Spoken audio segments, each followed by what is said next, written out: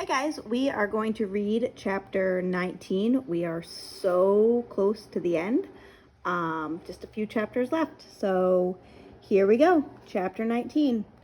Naturally, the story was huge in the Island Examiner. The headline blared, "Casino Boat Busted in Pollution Probe." Miles Umlet wrote the article which explained that the flushed waste was traced easily to the Coral Queen because the crud contained a highly visible, inky-colored substance. The front page of the newspaper featured an aerial photograph of our incriminating fuchsia stain. Not to brag, but it was impressive. As my father had predicted, the Coast Guard shut down the gambling boat right away. Dusty Muleman was not available for comment.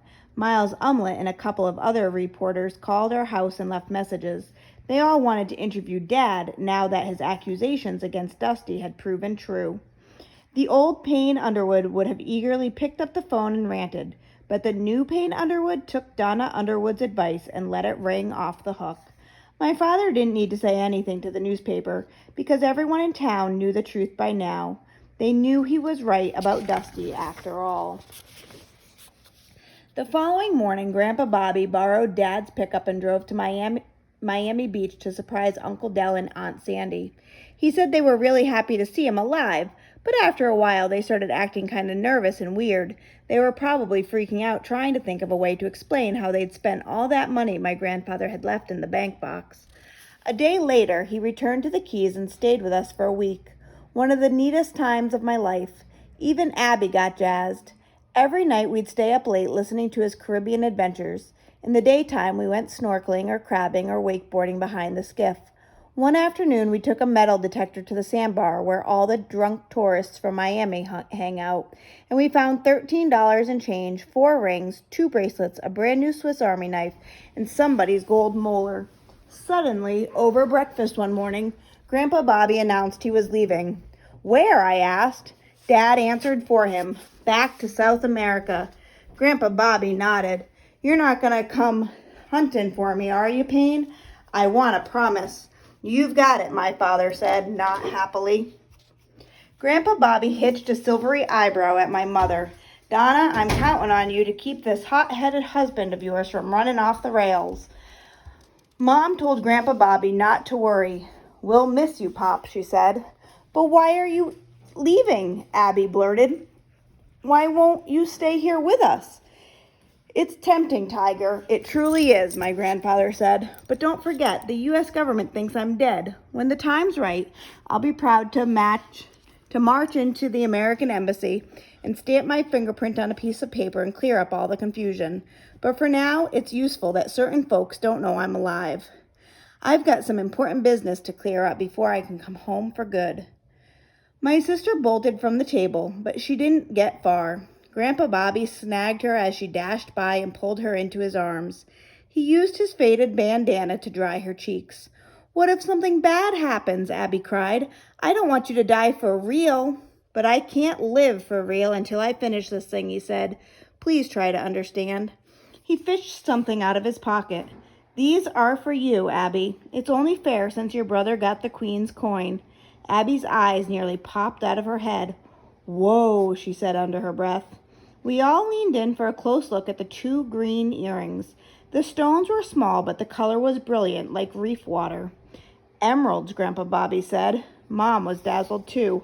"I won't ask where you got them," she said. "Oh, probably another poker game," Dad remarked. "Don't worry, I earned 'em fair and square," said Grandpa Bobby. "I've been carrying 'em around for years, hoping to meet just the right girl. Now I have." He dropped the emerald studs into Abby's palm and said, "Those little greenies are worth more than diamonds." "They're worth even more than that," said Abby, "to me." I'd never seen my sister so excited.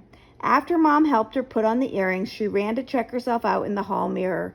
Grandpa Bobby said, "Abby, you're as lovely as your grandmother was. I only wish you could have known her." He looked at my father. "And son, I wish—" He didn't finish the sentence. Slowly he got up and went out the back door. Through the window we could see him sag against the trunk of our big mahogany tree. He was rubbing his eyes. "Do you still remember her?" I asked my father. "Like it was yesterday, Noah." Then he went outside and put an arm around the old pirate's shoulders. Sometimes my parents make me slightly crazed, but the thought of losing either of them is so unreal that I can't imagine it. I can't even try to imagine it. All these years, I never considered the possibility that my father, my well-meaning but occasionally whacked out father, might be walking around with a broken heart, carrying a pain too big, too awful to talk about. I mean, his mom died when he was a kid. Died. How could anyone be the same afterward? How could there not be a huge sad hole in your life? And how could it not get worse when somebody calls up to say that your father's gone too? The father you idolized, dead and buried in some faraway jungle. So maybe Dad filled up all that emptiness another way. Whenever he saw something bad or wrong, he'd do just about anything to make it right, no matter how reckless or foolish. It's possible he couldn't help himself. I think Mom understood. I think that's why she's been so patient through the rough times. And maybe Dad will be better now that he knows Grandpa Bobby is really alive. Something to hope for, anyway. On the afternoon before he left, my grandfather knocked on my bedroom door and said he wanted to go fishing. We grabbed a couple of spinning rods and headed off to Thunder Beach. The water was crystal clear and we waded up to our knees. Scads of minnows flashed like chrome spangles in the shallows, and right away we spooked a snaggle-toothed barracuda that had been hanging motionless near a coral head. Grandpa Bobby started casting a small yellow bucktail, hopping it through the grassy patches where the snappers hang out. "How are you going back?" I asked. "Same way I got here. There's a freighter leaving Key West for Aruba tomorrow," he said. "From there I'll hitch a ride on a banana boat." "You sure about this?" Grandpa Bobby said. "Oh, I'll be fine. Your mom even packed me a suitcase." "Not the plaid one?" I asked. "Yeah, what's so funny?" "That's the one she takes out whenever she's thinking about dumping Dad." "Well, I guess that's not in the game plan anymore, My grandfather tucked the butt of the fishing rod under one arm and took out another old photograph to show me. "There she is," he said proudly. It was a picture of the Amanda Rose. She was a classic, too. "That was taken in Cat Cay," he said, "summer before you were born." "Wow. She's 46 feet, twin diesels, 800 horses. The gleaming sports fisherman was tied stern first to a wooden dock where a monster blue marlin hung glassy-eyed from a tall pole. In the picture, Grandpa Bobby's curly hair was so long it looked like a blonde afro. He was poised on the teakwood transom, raising a beer and a toast to the great fish. "The dirtbags who hijacked my Amanda Rose, they've repainted the hull and changed her name. But that won't fly," he said confidently, "because I'll recognize her no matter what." "But what if you can't find her?" I asked. "Oh, I most definitely will, Noah. You can bet the damn ranch on that." He didn't take his eyes off the photograph. "I built her myself, started shortly after your grandmother passed on. It was this boat that carried me through those terrible times. That and raising your daddy and his brother and sister." He folded up the snapshot and went back to fishing. "All this might be tough for you to understand," he said quietly. "Not at all. 10 years is ridiculous, Noah. 10 years without so much as a postcard. I'm lucky your father forgave me." "I wish I could have seen his face the night you showed up," I said. Grandpa Bobby laughed. "Know what he did? He jumped from the truck and snatched me up and swung me around in circles like a doll. Same as I did to him when he was a little shrimp. He's got some serious muscle on his bones, your old man does. Hey, what's this?" Finally, somebody got hungry. He jerked up on the rod and reeled in a small blue runner, which he tossed back. He caught another one on the very next cast. "Hey, aren't you going to fish?" he asked me. "Sure." I threw my bucktail into the deeper water and started bouncing it along the bottom. "How come you're so quiet?" he asked. The truth was, I felt as bummed out as Abby. I didn't want Grandpa Bobby to go away again. At the same time, I didn't want to make him feel guilty by saying so. He said, "You don't believe I'll ever be back, do you?" "I'm worried, that's all." It was impossible not to worry. The knife scar on his cheek was a pretty strong clue that the men my grandfather was chasing were not model citizens. "Whatever else they say about me, Champ, I do keep my promises." "Yeah, but—" "Hey, are you snagged on a rock?" "No, I don't think so." It was a fish. As soon as I set the hook, it smoked 30 yards of line off the spool. Grandpa Bobby whistled. Probably just a big jack, I said. "Wanna bet?" The fish fought hard, dogging back and forth across the flats. It made several more zippy runs, one between my ankles, before I was able to steer it to the beach. My father was right. It wasn't a jack. It was a fat pink snapper. Triumphantly, he pointed at the black telltale spot on its side. "That's a mutton fish, Noah." "Sweet," I said. It was the best snapper I'd ever caught. "How big do you think it is?" He smiled. "How big do you want it to be?" "Just the truth," I told him. "The truth? 6 pounds," he said. "But that's still one hell of a catch on a bucktail jig from a shoreline." I held the fish still while Grandpa Bobby unhooked it. "You have to be super careful because snappers can bite through a human finger no problem." "Noah, you hungry?" "I'm not." "Me neither." "Good," said Grandpa Bobby. He nudged the fish back into the water. It kicked its tail and tore off.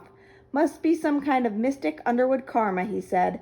"This looks like the very same spot where I caught that nice mutton with your daddy. Gotta be 25, 30 years ago."